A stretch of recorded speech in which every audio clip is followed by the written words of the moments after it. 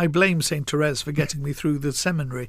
My devotion to her began when I went to the seminary, actually. I didn't really know very much about her, but she was somebody who I turned to in prayer when things got tough. In all of the places that I've worked, if there wasn't a statue of Thérèse, I've always tried to put one in. So here at Eccleston Square, we have a statue of Thérèse in our chapel. We have one in my former parish in Nottingham.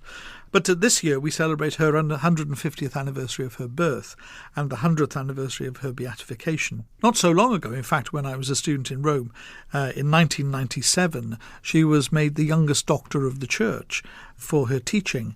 And it's quite a remarkable teaching from somebody who died so young. And we all remember with great affection the visit of the relics of St Thérèse in 2009. I can remember it very vividly when I was asked to help with the hearing of confessions at Nottingham Cathedral before the relics arrived. And I went into the box at about 4 o'clock, and I came out at 5 to 7 just before the Mass was beginning. And I said I'd come back, and I went back after the Mass and stayed until midnight. It was constant, she's a draw to people's faith because of the simplicity of her life. And in fact, if you come to my house and you sit where I normally sit in my house, there's a little statue of Thérèse that looks at me. And in her hand is a book.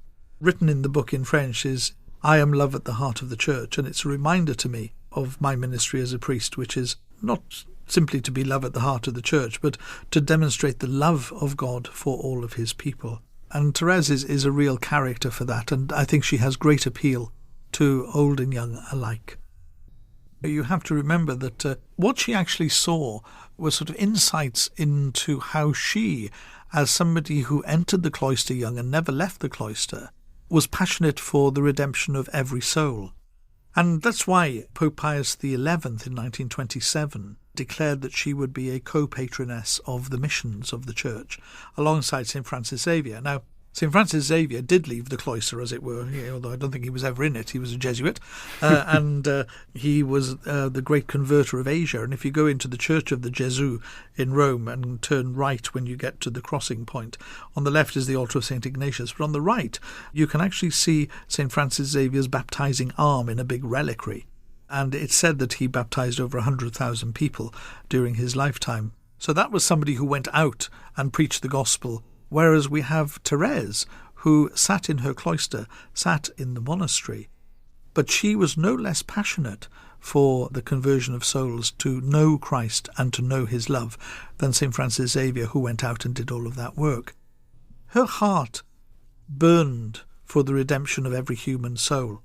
She wanted them to know, she wanted everybody to know that Christ was the way, the truth, and the life, the way that led to the Father, the truth that meant that you were free, and the life that was not just to be lived fully in this world, but to go forward into the next, into eternal life. And so the commitment that she made to missionary life was not about going to far-off lands, but committed to prayer and sacrifice for the work of the missions. Her daily Mass, adoration in front of the Blessed Sacrament, prayer and fasting were her tools of missionary activity. And it was Pius XI that recognised that contemplative prayer was so important and a necessary part alongside that apostolic work, because both are needed for the gospel to take root in people's hearts. And what is missionary activity?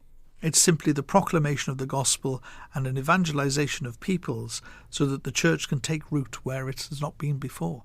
It's easy for us to think of films like The Mission, a great film, but at the end of the day, we must all be missioners, because we must all commend the work of evangelization to our prayer, to our acts of fasting and of penance and of prayer and activity, because we all have our role to play in the mission of the church.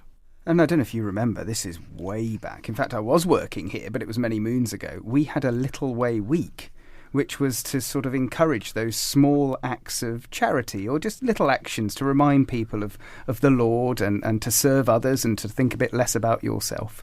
And I think maybe we don't need a week for that. Maybe it should be more embedded in our lives. But it was a good idea, I think. Very much so, because how do we proclaim Christ?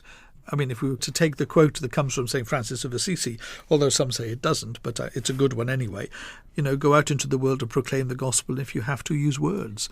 It's the way that we show an integrity of life that will draw people to an understanding of Christ, to see that the way we act and the way we speak and the way that we are one with another should become attractive to others, because it should show that we are living out those two great commandments of God, to love him and neighbour. The Little Way Week is just a focus on those little things. I mean, we don't have to go all the way to Thérèse for that. I mean, from my homeland, St David said, do the little things well, and that's really, really important in the Christian life. So those little things are really, really important.